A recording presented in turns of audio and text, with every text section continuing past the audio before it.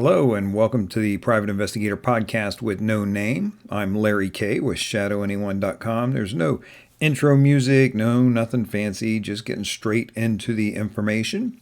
This is episode number 13. That's a baker's dozen.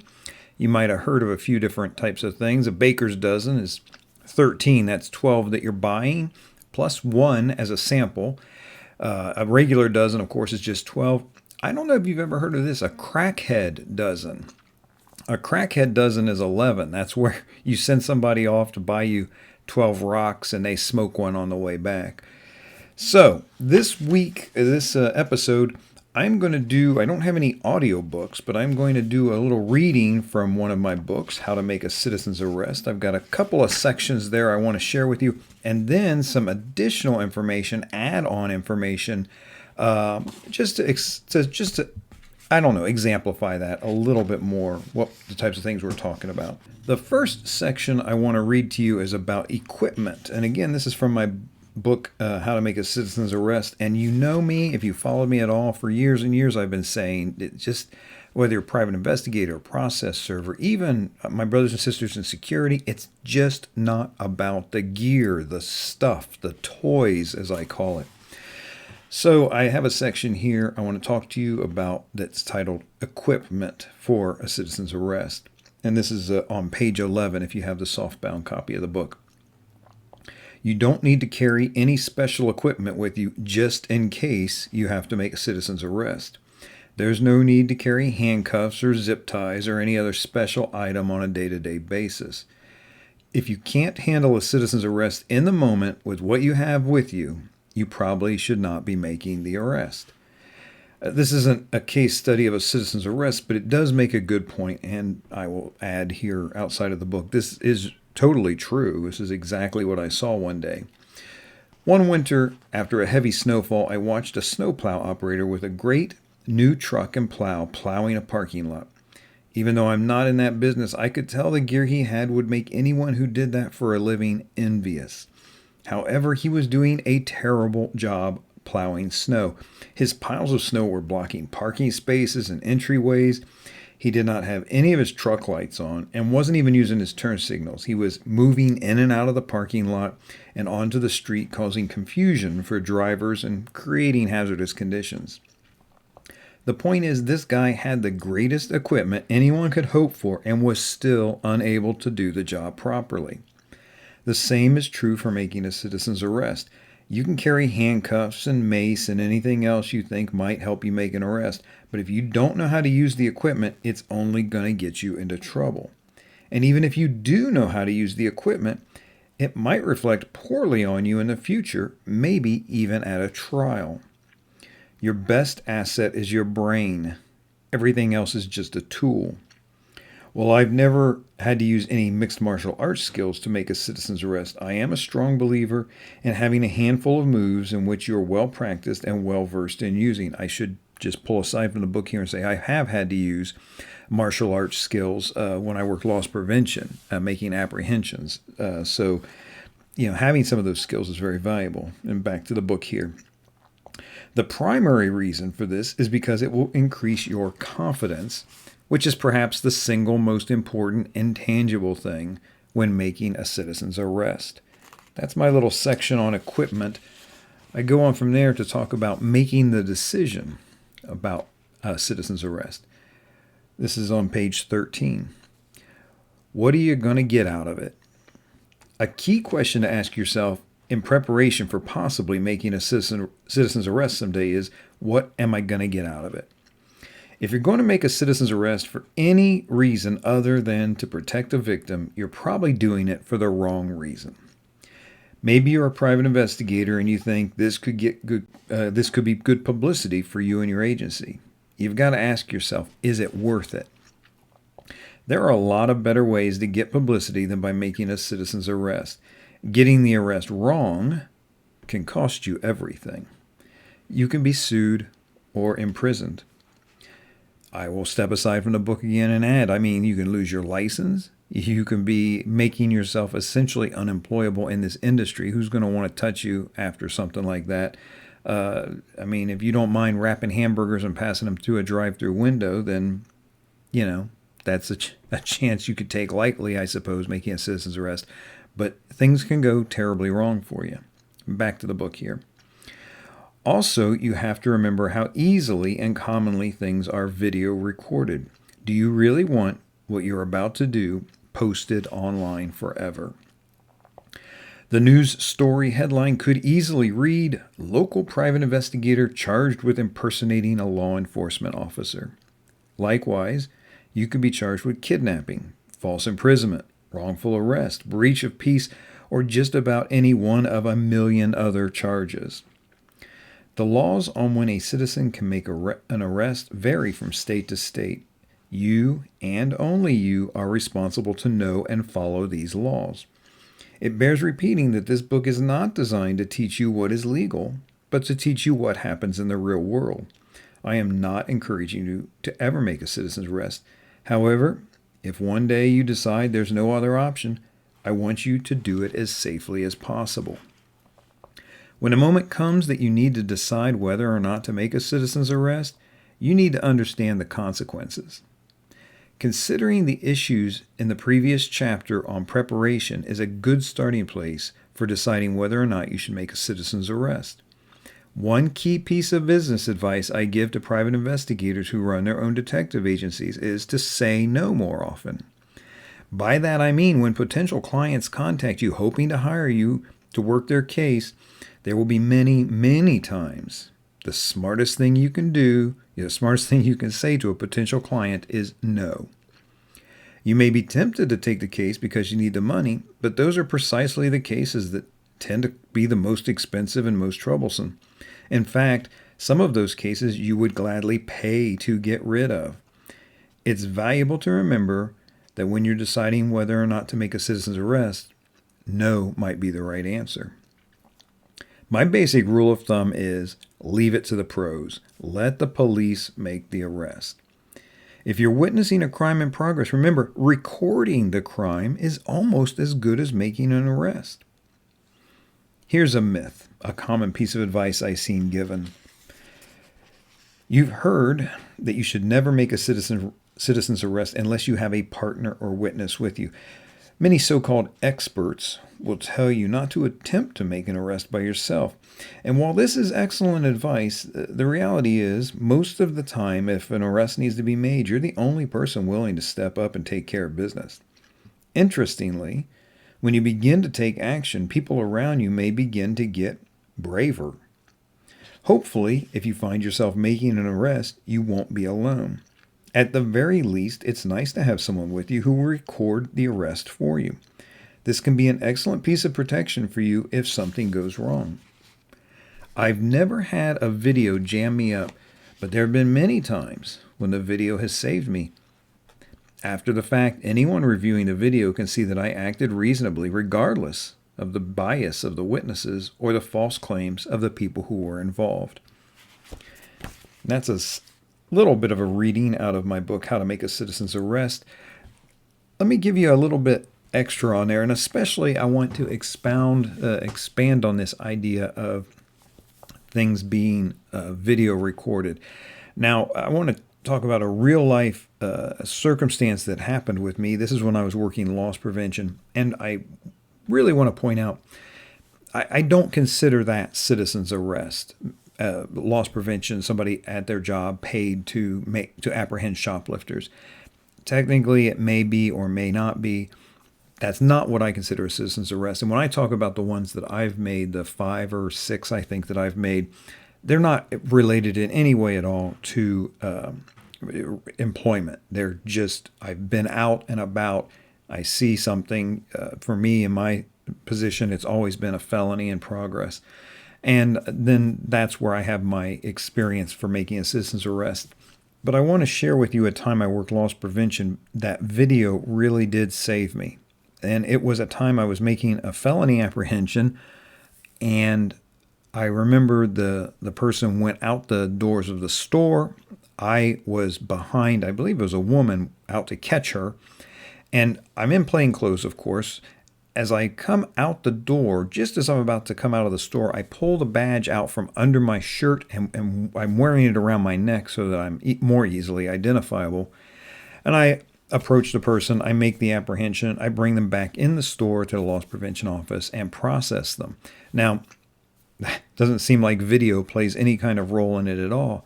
But here's what happened. After I process this person, I go back into the break room and I run into the store manager who said to me, "Larry, I need to talk with you." That is never a good sign.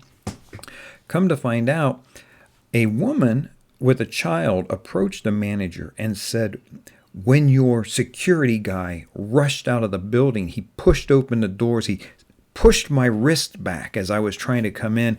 And he could have killed my child." Well, if you knew me back then, and in some cases, if you know me now, that almost sounds like, from the outside, if you don't deeply know me, that sounds plausible. I am very, I guess you would say, objective oriented at times. When the objective is to apprehend the felon, that's what I go and do. Now, if you know me deeply, and I can tell you in my heart, I would never jeopardize somebody to make that happen. But this was the story that this customer, this person coming into the store, told the manager, that I pushed the door open, injured her, and could have killed her child. The store manager gave her an apology, and I can't remember if it was a $20 or $25 gift certificate, and the woman was happy and life went on. The manager's telling me this, and I said, honestly, I don't remember it all. I don't think that's what happened, but I was very focused. Let's go take a look at the video. We review the video, not even close to what happened. There were two sets of doors, not even touching each other. And there's space between the doors. This woman is coming in one set of doors. I'm going out the other set of doors. She doesn't even notice me until she sees me pull my badge out. Then she stops and watches me make the apprehension, and then walks into the store. I was never within even a dozen feet, maybe 18 feet of this woman, not even close. I didn't use the doors she used. I wasn't anywhere around her child, anything. And this was all so clear on the video. You know, I don't know that I would have been jammed up necessarily, just maybe given a warning about my behavior, or maybe passed up to corporate or district level management or something. But, you know, to have that video that showed I was completely and totally in the right, and that this woman was a liar and a scammer, that totally saved me. Video has always been my friend. It has always helped me and never hurt me. And if you begin now with the concept that you're going to be reasonable, you're going to play within the rules, you're not going to break the law, all of these things, you will know instinctively, even without thinking about it, if there's video, it's going to make you look good. It's going to make sure that people can see that you are in the right. Now, here's the weird thing. And to be honest with you, here, I'm recording this in 2021. We all see video is everywhere. And if you're making a citizen's arrest, somebody will be recording it. Again, I say more power to them. Record me all day long doing that kind of thing. For me, it protects me. But here's what you will discover. The bad guys are actors. They may be terrible actors, bad actors. It may be transparent, like the person pretending to be sorry and crying but not being able to produce any tears from their pretend crying. But bad guys are actors. Watch many, there's so many examples online, but if you've ever been in real life, if you've ever done this, loss prevention, citizen's arrest, anything, there's a good chance if you've done any number of these, the person will begin to wail and moan about that they're in pain and you're breaking their arm and all these types of things. And, be prepared that there will be video, and there's a good chance that the person will be just absolutely writhing around and screaming in agony, whether or not you're even touching them sometimes. I have a huge problem with this, not because it really affects how I behave. I'm still going to be honorable and reasonable about what I'm doing. If that person is going to be loud and like a toddler throwing a temper tantrum, there's nothing I can do about that. However, there's let me tell you two kinds of circumstances about this and why the thing that bothers me about it is because it's injurious for the next person. It's harmful for true victims out there. Two examples I'm going to give you. Making an apprehension or a citizen's arrest on a woman, and she begins to yell rape, hoping that people will come over and quote unquote rescue her from you. I've had this happen one time when I worked loss prevention. Myself and a partner make an apprehension on a woman. We're just off the sidewalk in the parking lot of this store. There's two of us. She's there on the ground. She's trying to get into her purse. Don't know what she has in there, but she's just yelling like crazy. Rape, rape, rape. And I'm not sure. Maybe someone has been raped in the middle of the day, 30 feet outside of a door in the middle of a driving portion of a parking lot. It doesn't seem likely or credible to me, but she began yelling rape. And the problem is, for the legitimate rape victims out there, the legitimate people who need help like that. Here's this woman, a drug addict, a chronic shoplifter to feed her habit, claiming this horrible thing. Forget the fact that she's accusing two innocent men, but it hurts the credibility of women who are truly violently violated, and that is terrible. And I don't think anybody talks about that so much. It's when the bad guys are hurting other bad guys. It's hard to think of it like that way, but I think you clearly understand what I mean. The other one, and you'll get this if you make any amount of apprehensions for loss prevention or even a citizen's arrest, the person will start to cry out or call out that they can't breathe.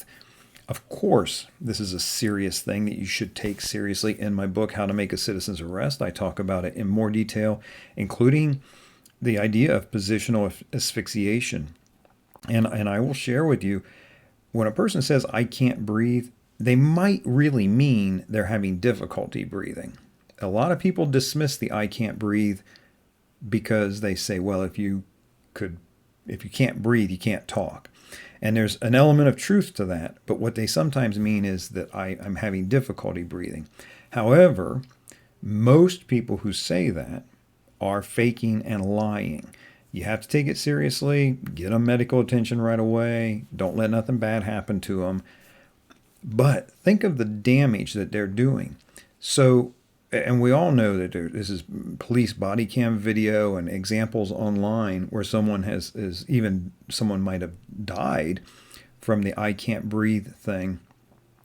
Do look at it also, though, from the officer's position, where if you've heard this 100 times before and it's always been fake, that can dull the sense of urgency when it comes to be the real thing, which is why departments have policies and procedures in place for when a suspect says, I can't breathe, and rightly so. This is not a small thing, and it should always be taken seriously. But again, look, where the 99 bad guys with their acting and lying are hurting the 100th bad guy.